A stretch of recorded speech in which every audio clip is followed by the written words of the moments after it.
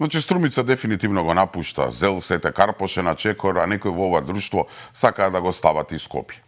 Трите општини со тројцата најслаби градоначалници ќе ја напуштаат заедницата на општините затоа што, замислете се, жалат, имале проблеми со централната власт. Па немојте ви само. Прво и основно, кој вам, лично како градоначалници, ви дал мандат да носите таква одлука? Јас колку што знам за такво нешто, треба прво да има одлука на советите на општините. Второ, валјда треба да ги прашате граѓаните во своите општини, па потоа да се силите.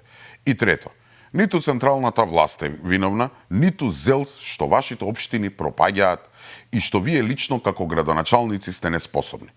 Да го земеме еве примерот со Струмица. Ова општина веќе 3 години ја води Костадин Костадинов, поранешниот портпарол на СДСМ, човек близок до поранешниот партиски лидер Зоран Заев, и како што гледате, човек кој повеќе милува да се облекува како Наполеон, Тито и слично, отколку да се грижи како функционира неговата општина.